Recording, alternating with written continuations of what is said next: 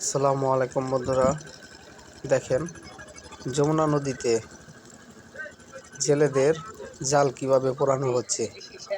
অবৈধভাবে মাছ ধরার কারণে পুলিশেরা জাল আটক করে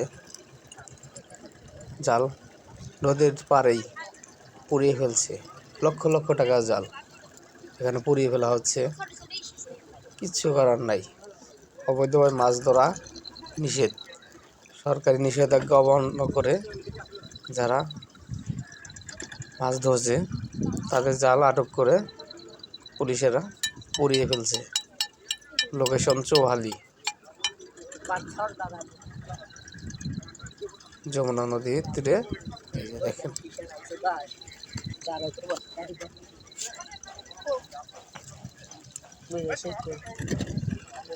আবার কিছু কিছু ছেলে মেয়ে যে জাল থেকে সীসা তোলার চেষ্টা করছে। জালে অনেক সীসা আছে, সীসাগুলোও তারা নিয়ে বিক্রি করবে। এই যে সীসা দেখতে পাচ্ছেন, সীসা নিতেছে।